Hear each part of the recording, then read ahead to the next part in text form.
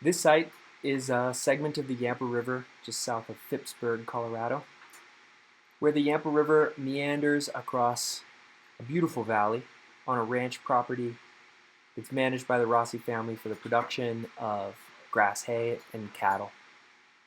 The potential restoration site is approximately 2.5 miles of river, where in the early 20th century the native vegetation was pulled out and the river was simplified to close off secondary channels and establish a single channel of river and dry the floodplain for agricultural use.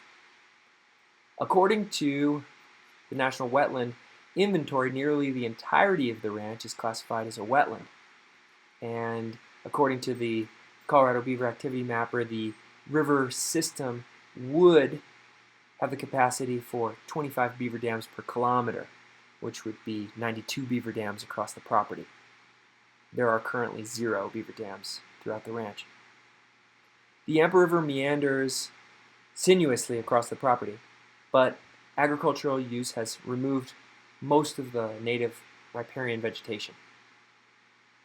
Looking upstream of the property, we can see a reference of what the native vegetation could be in the form of a cottonwood, alder, willow woodland.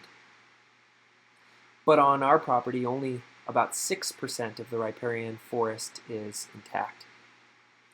Also above the property, we see a different potential reference, which is a willow alder shrubland.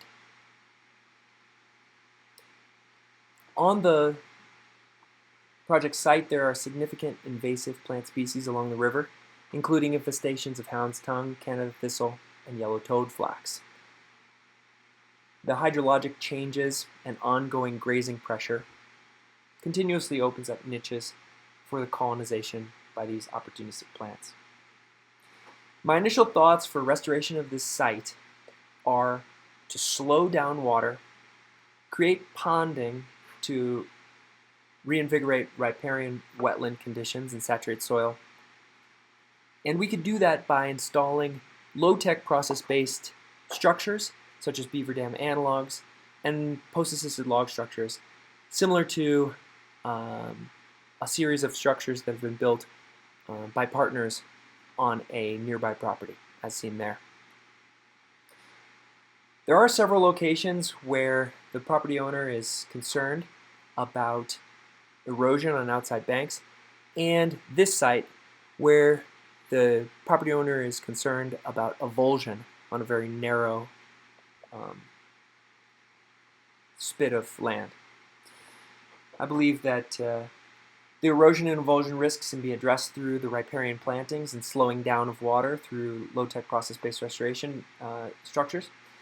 And there are some locations where that might require more substantial bioengineering and revetments, where infrastructure such as irrigation ditches are at risk of erosion.